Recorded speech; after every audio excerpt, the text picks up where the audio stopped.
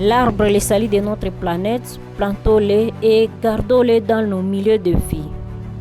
Thème choisi pour célébrer la journée nationale de l'arbre du 5 décembre 2024. À Goma, tout a commencé par l'hymne national.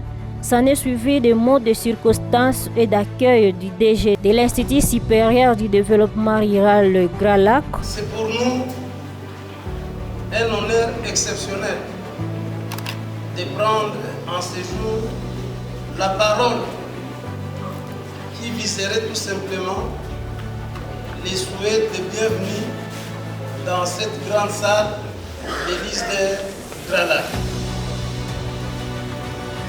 La thématique d'aujourd'hui porte sur l'arbre qui devient le salut de notre planète. Plantons-les et gardons-les dans nos milieux de vie. À l'ISDER Grand Lac, nous avons un département environnement et développement durable. Je pense que les lieux est mieux syndiqué pour abriter la cérémonie de ce jour. Lancement officiel de la journée par les délégués du gouverneur de la province du Nord Kivu, le chef du bureau de développement provincial. Dans son discours, il invite les Nord-Kivusiens à planter les arbres pour le salut de notre planète. C'est avec un sentiment de joie que je prends la parole devant vous à cette occasion de commémoration de la Journée nationale de l'arbre. Mesdames et messieurs, l'humanité se trouve confrontée à un dilemme. Population contre pollution de l'air. C'est vraiment un dilemme. En effet, le progrès scientifique dans le domaine de la médecine préventive et curative ont favorisé l'explosion démographique, à tel point que la population mondiale, à ce jour, est proche de 8 milliards de personnes. C'est beaucoup. Cette croissance démographique s'accompagne des problèmes liés à la production, à l'exploitation et ainsi est à la base des dommages causés sur l'environnement, notamment la diminution du couvert forestier et de sa diversité biologique, la pollution du sol, de l'air et de l'eau, l'émission de gaz à effet de serre, la diminution de la fertilité du sol, la désertification, l'épuisement des ressources halieutiques et aquatiques, la détérioration du patrimoine naturel et culturel. Pour cette édition, la Journée nationale de l'arbre est placée sous le thème « L'arbre, le salut de notre planète, plantons-le et gardons-le dans nos milieux ». Ce thème revêt un caractère spécial à ce stade où nous assistons à une montée en flèche de la pression de l'homme sur les arbres à cause de la guerre nous imposée par le Rwanda à travers ses objectifs IM23 AFC, occasionnant le déplacement massif de la population. Cela est la contrainte de couper exagérément les arbres, principalement pour la construction des abris provisoires et la cuisson, sans en planter d'autres.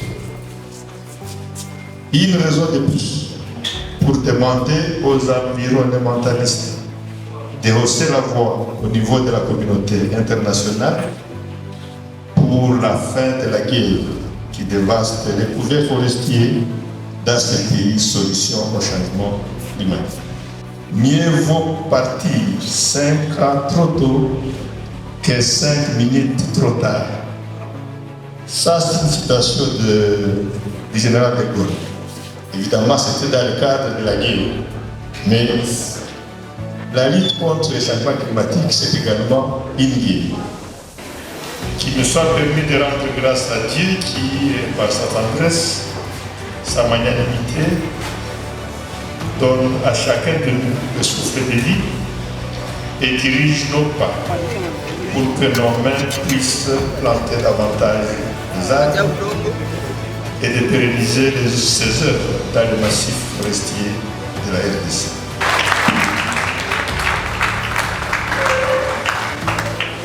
Cet événement crucial a connu des grandes activités. Une conférence scientifique entre étudiants de l'ISDER Grand Lac et les professeurs des universités œuvrant dans le domaine de l'environnement, des exposés des responsables étatiques présentant chacun son institution, son rôle et sa mission devant les journalistes, les chercheurs et les autres organisations membres de la société civile environnementale. En province, nous intervenons dans la gestion des déchets solides, liquides, gazeux. Nous faisons office de l'administration provinciale chargée des forêts. Nous faisons office de l'administration provinciale chargée de la chasse. Nous intervenons dans la réglementation des installations classées. Et nous intervenons aussi dans la réglementation de la pêche. Nous accompagnons les différentes entités, que ce soit les entités de base, que ce soit la province ou bien le trésor public national, dans la maximisation des recettes. Au niveau de l'éducation, nous accompagnons les institutions universitaires dans l'encadrement des stagiaires. Et aujourd'hui, nous venons au monde scientifique partager nos connaissances parce que nous avons un niveau potentiel qui est chargé de développement.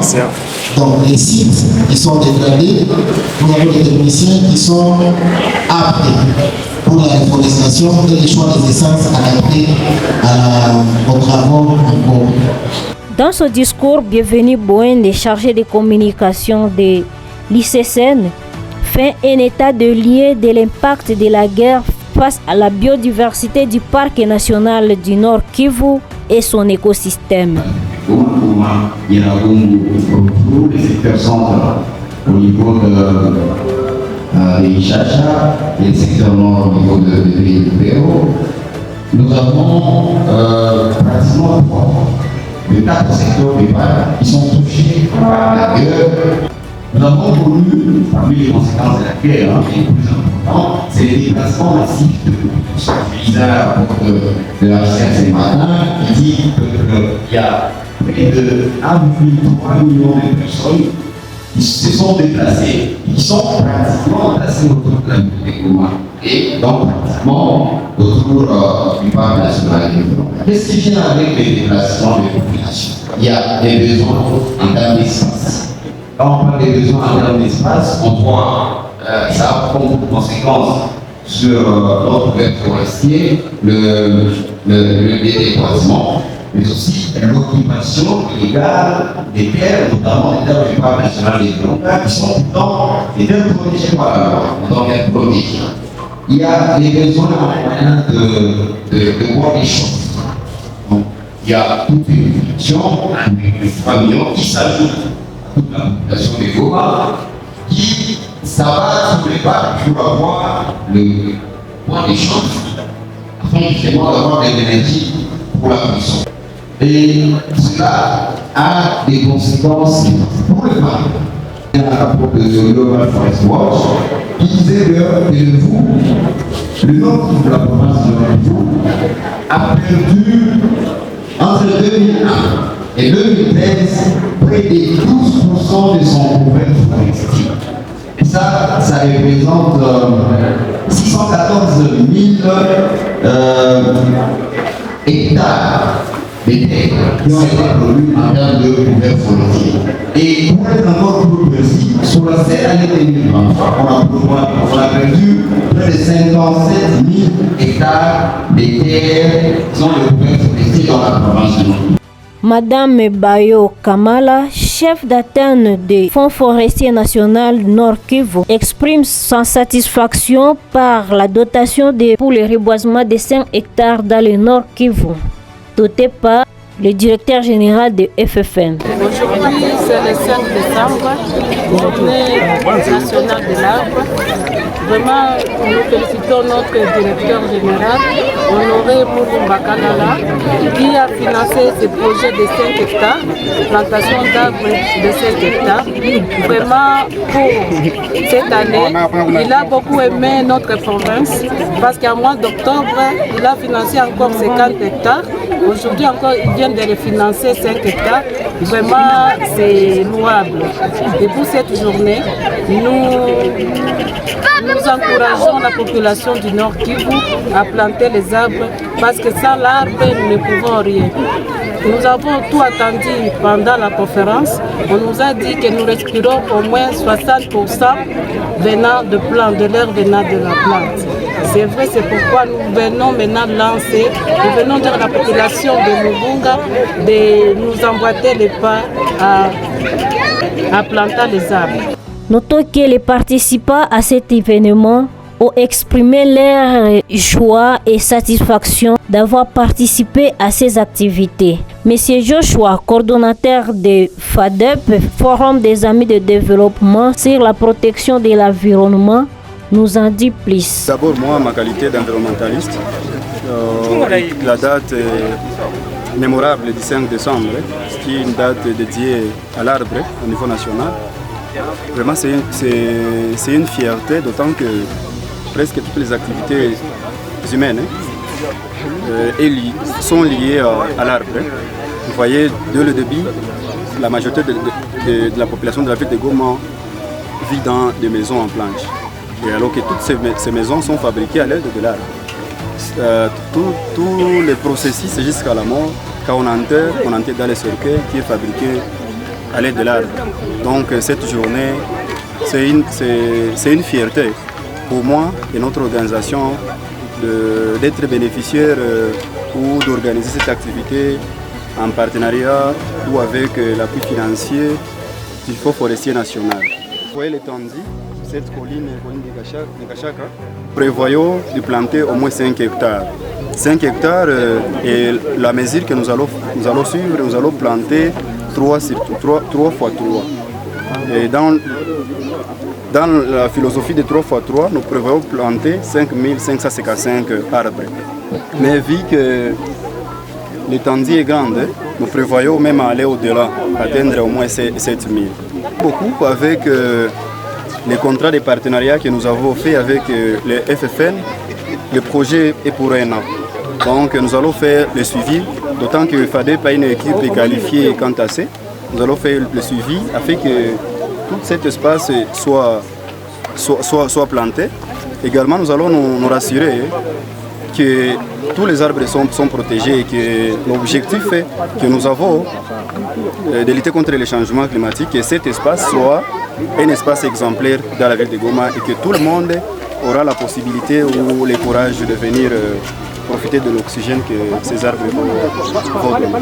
La population, nous appelons la population de s'approprier cette activité. D'autant que dans les 10 ans à venir, ces arbres vont servir cette population. Également, cette population aura la possibilité, d'autant que les changements climatiques touchent tout le monde. Et la population d'ici est victime du changement climatique. Et quand les arbres vont laisser échapper l'oxygène, c'est eux qui seront les premiers bénéficiaires. Donc nous les appelons de protéger ces arbres, d'aviser les autorités. Ils peuvent nous aviser ou même aviser le chef d'avenir, chef de quartier, s'il y a quelqu'un qui se met à la destruction.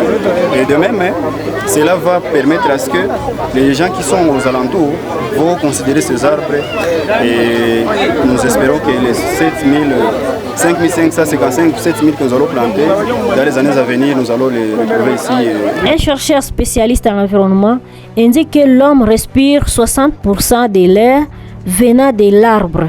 Non naturel, je parlerai premièrement de l'homme lui-même. Dans nos ménages, nous constituons une pollution. suite à ne pas avoir une source d'énergie moins polluante en utilisant seulement la braise. Ces activités se sont clôturées par le plantage d'arbres dans les quartiers Mugunga.